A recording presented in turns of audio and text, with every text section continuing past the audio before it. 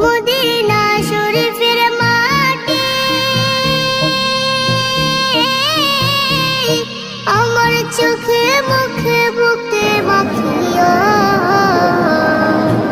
এমন পবিত্র মাটি, এমন পবিত্র মাটি আমার নবীর রওজায়।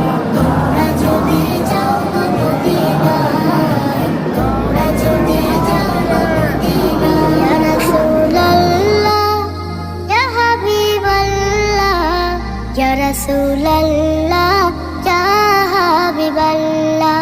মদিনা শরীফের মাঝে বেহেশতের বাগান আছে,